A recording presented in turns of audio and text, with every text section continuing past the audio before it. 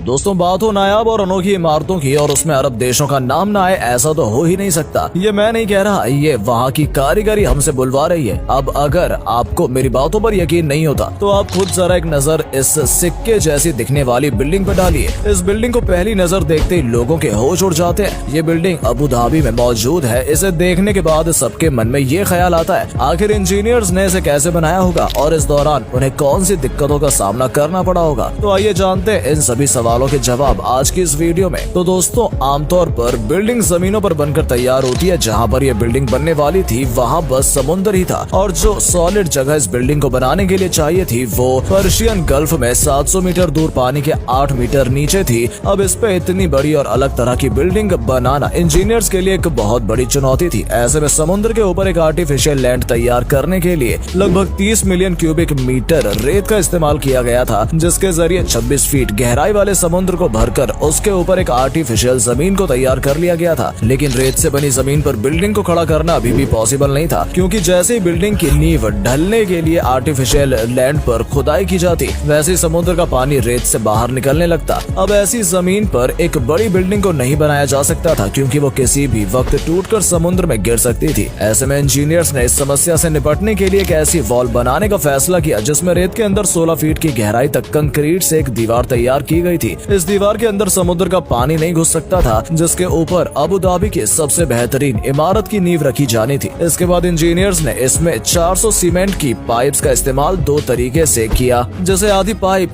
जमीन पर लगाई गई ताकि ये चट्टान पर मौजूद रेत पर मजबूती के साथ टिके रहे, और आधी पाइप्स को जमीन में और भी ज्यादा गहराई तक डाल दिया गया ताकि बिल्डिंग्स का सारा वजन अच्छे से डिवाइड हो जाए। अब इसके बाद इंजीनियर्स के सामने एक और मुसीबत आ खड़ी हुई और वो थी अबू धाबी में 130 किलोमीटर की रफ्तार से चलने वाली हवा। दरअसल इस बिल्डिंग का डिजाइन कुछ इस तरह का था कि हवा के ज्यादा प्रेशर पड़ने पर वो गिर सकती थी। इसलिए उन्होंने इस बात का पता लगाने के लिए अमेरिका के विंड इंजीनियर से मदद मांगी। जब विंड इंजीनियर्स ने इस बिल्डिंग के 3D मॉडल पर अपने सारे टेस्ट किए तो सभी रिजल्ट सही आए और इस तरह इंजीनियर्स के सिर से एक बहुत बड़ी टेंशन दूर हो गई। अब इंजीनियर्स के पास सबसे बड़ा चैलेंज था और वो था बिल्डिंग को राउंड शेप बनाने का, जिसका डिजाइन बिल्कुल सी शेल जैसा हो। दोस्तों, इसको बनाने के बाद 2 ही तरीके थे। एक तो ये कि पूरी बिल्डिंग को एक कंक्रीट से बनाकर गोल शेप में कर दिया जाए, लेकिन इसमें बहुत टाइम लगने वाला था। दूसरा तरीका ये था कि 2 कंक्रीट के कोर्स बनाकर उसके चारों ओर स्टील की प्री फैब्रिकेटेड फ्रेम ऐसे लगाई जाए कि उससे सी शेल का शेप बन जाए। इंजीनियर्स को इस कोर्स को सिंगल पीस में 125 मीटर की ऊंचाई तक बनाना था। इसके लिए इंजीनियर्स ने स्लिप फॉर्म तकनीक का यूज किया, जिसमें लिक्विड कंक्रीट को स्टील के मॉडल्स में डालकर मॉडल्स को धीरे धीरे ऊपर उठाया जाता है। इनको बनने में लगभग 6500 टन स्टील और 6 महीने का वक्त लग गया था। अब इंजीनियर्स के पास बस 19 महीने का वक्त था। इस वक्त में इनको कोर्स के चारों ओर स्टील फ्रेम और ग्लास लगाने का एक बड़ा चैलेंज था। इसके लिए स्टील फैब्रिकेटर्स की एक पूरी टीम 2500 टन स्टील को काटकर उसको कर्व शेप देने में लग गई। जितना मुश्किल इन फ्रेम्स को बनाना था उससे कहीं ज्यादा मुश्किल इनको उठाकर लगाना था, क्योंकि हर फ्रेम का वजन लगभग 25 सेडान कार के बराबर था।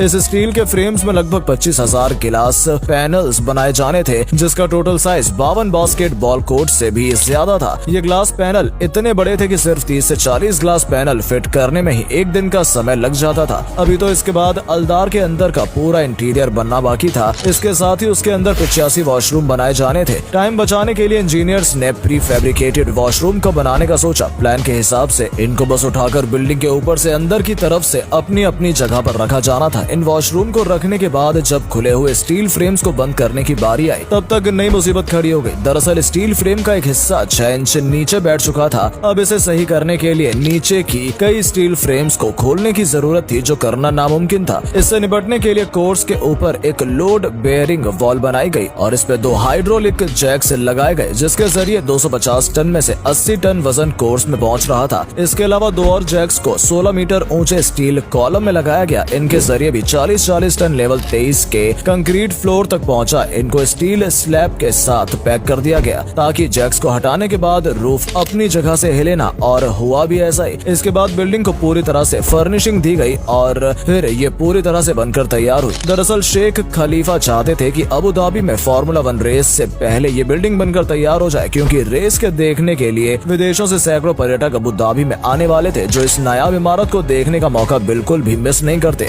शेख खलीफा ने अलदार बिल्डिंग को बनाने के लिए 30 महीने का समय दिया था और इंजीनियर्स की टीम ने इतने कम समय में ही दुनिया की सबसे पहली गोल बिल्डिंग को बनाकर खड़ा भी कर दिया। दोस्तों, इस बिल्डिंग का उद्घाटन फॉर्मूला 1 रेस से शुरू होने से कुछ दिन पहले किया गया था।